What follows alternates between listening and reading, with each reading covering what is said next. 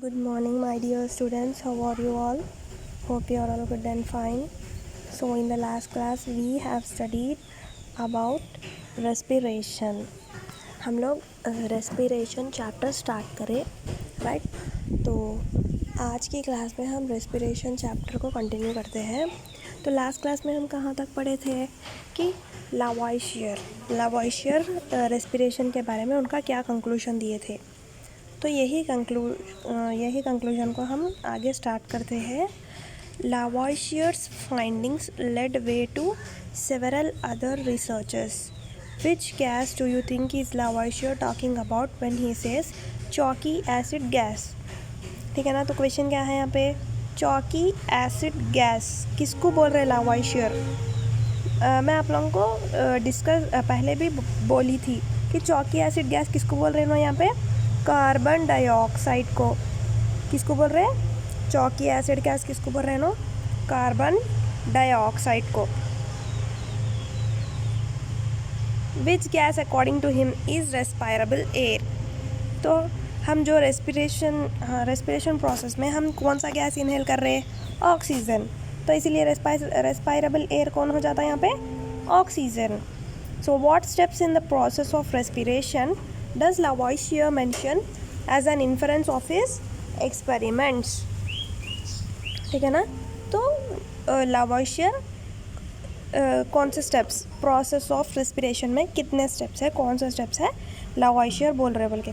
So a few lines from a text book of human physiology written by a renowned chemist John Draper around mid-19th century goes like this. तो कौन सी text book, human physiology की text book में एक renowned chemist, क्या नाम था उनका, John डेपर. कौन से ईयर में, in the mid 19th century में. क्या लिखे थे उन्होंने, the chief materials which a living being receives are matter that can be burnt, water and oxygen gas, and out of the action of these upon one another all the physical phenomenon of its life arise. What the body expels out is water, oxide of carbon, phosphorus, sulfur and others. क्या लिखे no, the chief materials which a living being receives. ठीक है ना. Chief material क्या है, water, oxygen. ठीक है ना. ह्यूमन बीइंग या फिर कोई सी भी लिविंग बीइंग के लिए चीफ मटेरियल क्या है, water and oxygen gas. Water and oxygen gas. और ये वाटर और ऑक्सीजन गैस को हम लेके बाहर क्या एक्सपेल कर रहे हैं, यानी क्या रिलीज़ कर रहे हैं, again water, oxides of carbon, phosphorus, sulphur and others. Oxides of carbon यानी carbon dioxide, phosphorus, sulphur and others. Thus we can see that the role of major compounds and elements in the process of respiration was known by the mid-19th century. The events involved were not very clearly understood, but people believed that there was some relationship of the heat produced in the body and the process of respiration. ठीक है ना. So major compounds क्या है, major compounds और elements, oxygen and carbon dioxide. कौन है major compounds और elements, human being या फिर कौन से भी लिविंग बीइंग के लिए प्रोसेस ऑफ रेस्पिरेशन में मेजर कॉम्पाउंड्स क्या है, oxygen and carbon dioxide and water. So the events involve were not very clearly understood. mid-19th century तक ये मालूम हो गया था कि चीफ कॉम्पाउंड्स क्या है, वाटर, ऑक्सीजन, कार्बन डाइऑक्साइड है बोल के, लेकिन इवेंट्स क्या है, रेस्पिरेशन का प्रोसेस क्या है, ये अभी उन लोगों को नहीं मालूम हुआ था. But people believed that there was some relationship of the heat produced in the body and the process of respiration. लेकिन लोगों को जब क्या था कि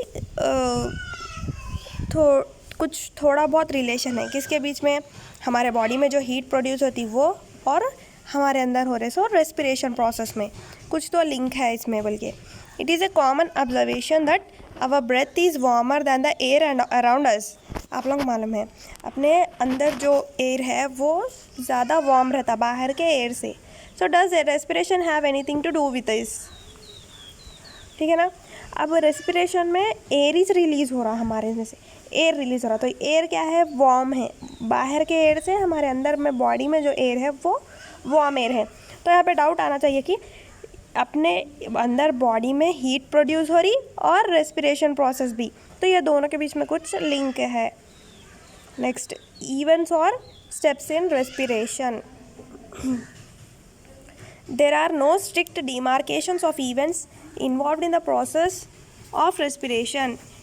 It is a very complex process, several biochemical and physical processes. But for a general understanding on what goes on, we shall study under the following heads. ठीक है ना? तो कोई स्टिक डिमार्केशंस या इवेंट्स ये रेस्पिरेशन में इन्वॉल्व नहीं है।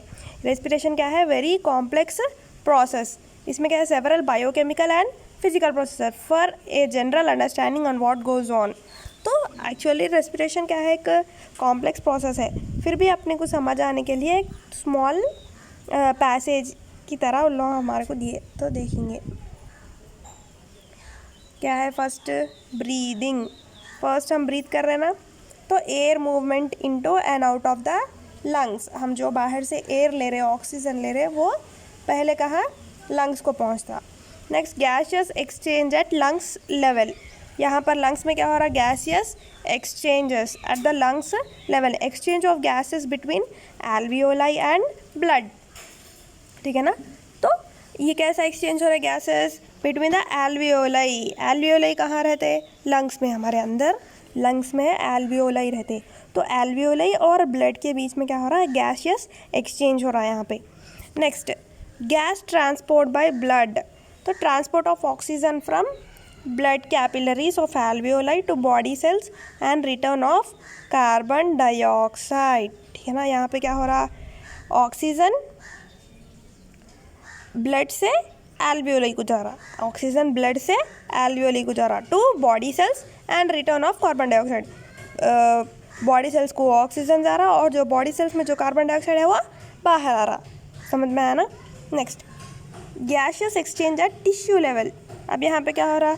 Exchanging of oxygen from blood into the cells and carbon dioxide from cells into the blood. यहाँ पे एक्सचेंजिंग कैसे? ऑक्सीजन ब्लड से सेल्स में और कार्बन डाइऑक्साइड सेल्स से ब्लड में। ऑक्सीजन आ रहा, कार्बन डाइऑक्साइड जा रहा। Next, cellular respiration. Using oxygen in cell processes to produce carbon dioxide and water, releasing energy to be used for life processes. Using oxygen in cell processes to produce carbon dioxide and water, releasing energy to be used for life processes. यहाँ पे क्या हो रहा? Sales, हमारे sales क्या है? Oxygen को use करके carbon dioxide, water, then releasing energy release हो रही और डेली लाइफ प्रोसेस करने के लिए हमारे पास एनर्जी आ रही। तो ये हमारा पैसेज है, कैसे एयर पास हो रहा, कैसे गैसियस एक्सचेंज हो रहे।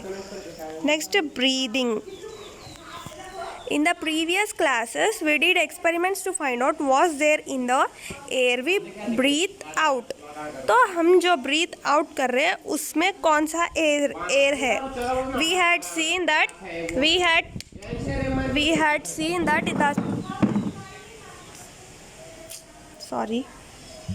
We had seen that in a setup with lime water, it turned milky white fast as we breathe out into it, as compared to a similar setup in which normal air was passed with the help of a syringe or पिचकारी in lime water. ठीक है ना? तो setup with lime water, it turned milky white fast as we breathe out into it. तो क्या एक experiment है, दो लाइम वाटर यानी मालूम है आप लोगों को? चुन्ना बोलते हैं हम, चुन्ने का पानी में अगर हम चुन्ने को मिलाए तो लाइम वाटर बन जाता वो। ठीक है ना? हम जो घर में पेंट करने के लिए यूज़ करते हैं ना, वो चुन्ना। सो इसको क्या करना है? दो टेस्ट ट्यूब्स में लेके, जैसे आप लोग डायग्राम में देख सकते हैं, इसको हम हमारे माउथ से अगर हम इसमें एयर पास करेंगे तो इट टर्न्स मिल्की, यानी पूरा वाइट, बहुत वाइट हो जाता है। Lime water turns milky so as fast as we breathe out. तो ये सेटअप हम देखे थे। नेक्स्ट, तो इससे हमको क्या मालूम हुआ था कि हमारे अंदर जो एयर है, it turns the lime water milky. What does this experiment indicate? तो which gas turns lime water milky? Carbon dioxide gas turns lime water milky. कौन सा गैस लाइम वाटर को मिल्की में चेंज कर देता, मिल्की वाइट कलर में?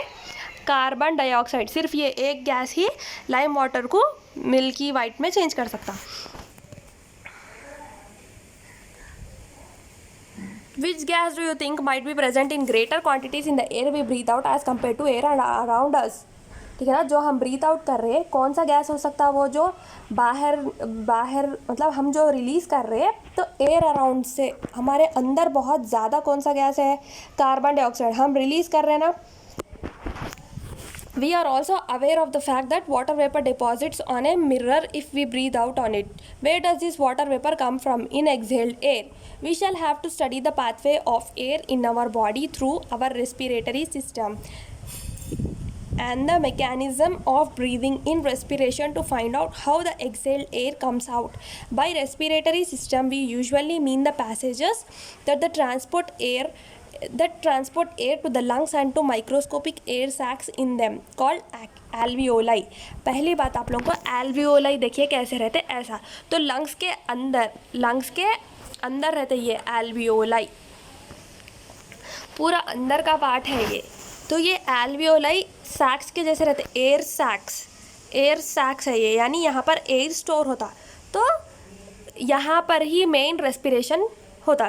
कैसे, lungs को जब एयर पास हो रहा तो लंग्स में जाने के बाद हमारा जो एयर है वो एक्सचेंज यहीं पर स्टार्ट होता है। तो capillaries in which oxygen and carbon dioxide exchange, यहाँ पर फर्स्ट एक्सचेंज एल्वियोलाई में होता, उसके बाद एल्वियोलाई से ब्लड, फिर ब्लड से फिर एल्वियोलाई, ऐसा ही हमारा गैस क्या है, ऑक्सीजन आता, कार्बन डाइऑक्साइड ये लोग रिलीज करते। pathway of air, let us observe the pathway of air from nostril to alveolus। ये बहुत इम्पॉर्टेंट है, ध्यान से सुनिए, इसके लिए आप लोगों को पूरी एक क्लास की ज़रूरत रहेगी।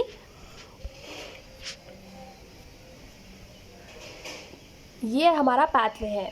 तो पहले आप लोग ये डायग्राम देखिए। तो फर्स्ट एयर कहाँ से, नोज से नॉस्ट्रिल्स, हमारे नॉस्ट्रिल्स जो है ना, बाहर दो नॉस्ट्रिल्स रहते हैं हमारे, नॉस्ट्रिल्स से नाजल कैविटी को पास होता, ठीक है ना, नाजल कैविटी से फिर फैरिंग्स आप लोग डायग्राम में देख सकते हैं, फैरिंग्स से फिर larynx, then trachea, then bronchi, then bronchioles, then alveolus. तो nostrils, nasal cavity, pharynx, larynx, trachea, bronchus, bronchioles, alveolus से ब्लड। तो ये हमारा क्या है, पाथवे है। तो एयर फर्स्ट कहाँ पर एंटर होता, नोज से नॉस्ट्रिल में, नॉस्ट्रिल से नाजल कैविटी को, नाजल कैविटी से फैरिंग्स एंटर होता, फैरिंग्स से लैरिंग्स को जाता, लैरिंग्स से trachea, then bronchi, then bronchioles, ठीक है ना, देन एल्वियोलस, देन ब्लड। तो इसके बारे में हमको डिटेल में बोलना पड़ता। सो इसके लिए हम नेक्स्ट क्लास में हम ये जो पैसेज है ये हम अच्छे से डिस्कस करेंगे। तो आई होप आप लोगों को यहाँ तक कुछ समझ आया होगा। आगे की क्लास में हम रेस्पिरेटरी पाथवे डिटेल में डिस्कस करेंगे, ठीक है ना। Thank you.